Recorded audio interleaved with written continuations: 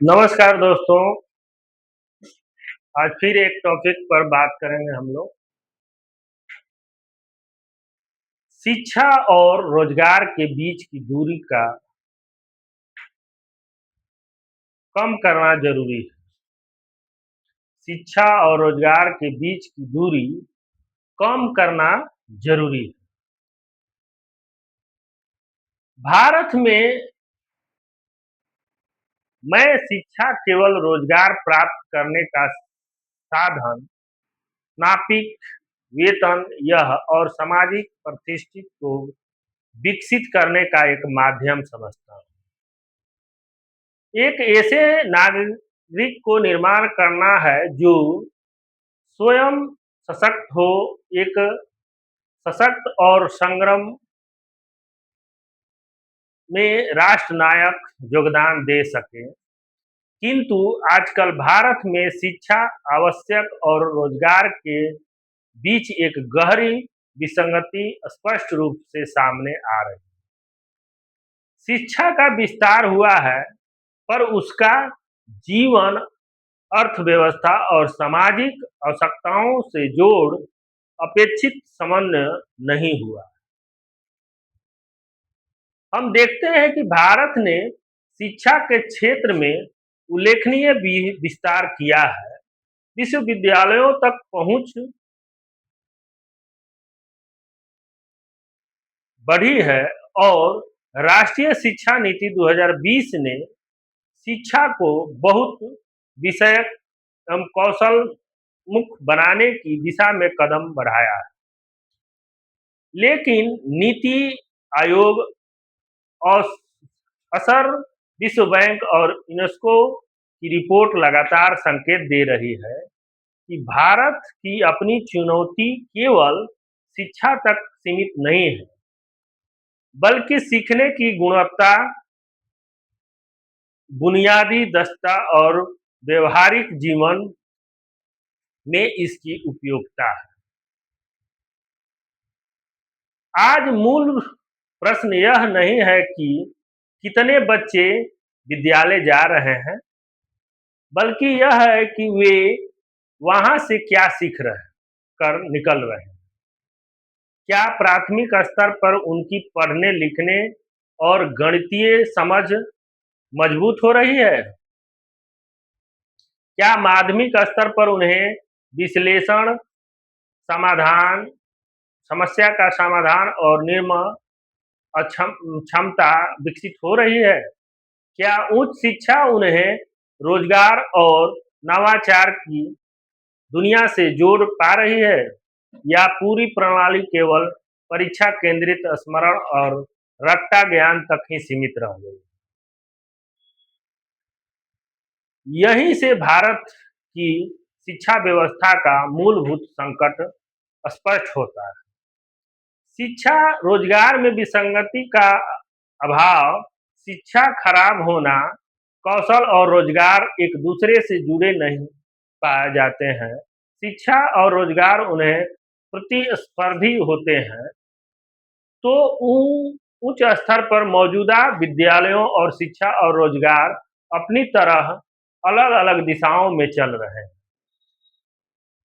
उच्च शिक्षा में शिक्षित का संकट भी गहरा रहा है। नोट, रटी मुकी और कापियां जैसी परीक्षाओं में बार बार उत्तीर्ण वाले विद्यार्थियों उस प्रणाली पर प्रश्न है जिसमें पर कैरियर, परिवार पर भरोसा कमजोर होता है। तो समाज समन्वयती संरचना अर्थात शिक्षा और कौशल उद्योग उसी का परिणाम है। उच्च शिक्षा में यही प्रवृत्ति दिखाई देती है। सीमित सीटों और बढ़ती फीसियों के कारण बड़ी शिक्षा में विद्यार्थी निजी विश्वविद्यालय और अन्य उच्च शिक्षण संस्थान का रुख कर रहे हैं। कुछ निजी संस्थानों ने गुणवत्ता और शोध के माध्यम से नई पहचान बनाई है, पर अनेक निजी संस्थानों की गुणवत्ता एवं गंभीर प्रश्नों के घेरे में है। इसलिए भारत सरकार को निजी शिक्षा की नहीं, संस्थागत गुणवत्ता, जवाबदेही और सीखने की परिणाम की होनी चाहिए। इस व्यापक संरचना को समझाने के लिए बिहार एक महत्वपूर्ण उदाहरण प्रस्तुत करता है।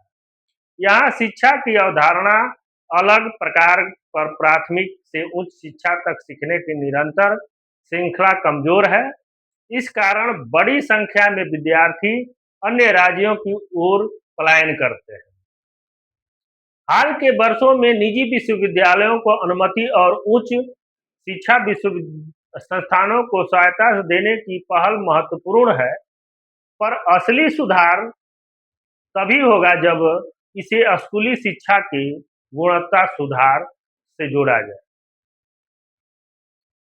यही एक महत्वपूर्ण निष्कर्ष निकल कर सामने आता है। भारत में शिक्षा सुधार में निवेश किया गया है, एक दुश्मन मानव पूंजी रणनीति के रूप में नहीं, बल्कि आर्थिक मानव पूंजी रणनीति के रूप में नहीं, बल्कि आर्थिक मानव पूंजी रणनीति के रूप में। कौशल विकास और रोजगार, इन दोनों को जोड़ने वाली राज्य स्तरीय नीति अभी भी कमजोर है। विकास जैसे राज्य मित्रों के लिए और महत्वपूर्ण है। कौशल और जन्मसिद्ध लोक और व्यवसायिक कौशल आर्थिक रूप से सफलता है। जब सीखने की पूरी प्रक्रिया मजबूत हो, एक और हम पूरी दुनिया को और निर्भर बनाना चाहते हैं। अब केवल जनसांख्यिकी शायद पर्याप्त नहीं है। भविष्य को श्रम बाजार, सर्टिफिकेट और कौशल रचनात्मक समस्या समाधान, साक्ष्य, साइबर सुरक्षा और नैतिक नेतृत्व जैसी क्षमताओं को समन्वय, सही शिक्षा और रिसर्च के बीच ही दूरी बढ़ेगी। तो शिक्षा और रोजगार के बीच की दूरी और नहीं घटेगी। भारत की सबसे बड़ी शक्ति उसकी युवा जनसंख्या है, पर यह जनसंख्या लाभ तभी वास्तविक आर्थिक शक्ति बन सकता है जब जब शिक्षा और उद्देश्य और रोजगार को एकीकृत मानव पूंजी प्रणाली के रूप में देखा जाए। इतना ही नहीं, देश राष्ट्रीय ढांचे के साथ साथ राज्य विशिष्ट मानव पूंजी रणनीतियों को भी विकसित करने की आवश्यकता है, जो प्राथमिक से उच्च शिक्षा तक निरंतर नीति श्रृंखला बना सके। भारत की अगली शिक्षा क्रांति तब आएगी जब शिक्षा को जन्म से रोजगार तक एक सतत यात्रा के रूप में देखा जाए। यदि शिक्षा अवसरों से कट गई तो सामाजिक असंतोष बढ़ेगा, और यदि वह अर्थव्यवस्था एवं समाज से जुड़ गई तो यही युवा जनसंख्या भारत की सबसे बड़ी विकास शक्ति बन सकती है। इस तरह का वीडियो देखने के लिए आप लोग चैनल को सब्सक्राइब करें और शेयर करें। धन्यवाद।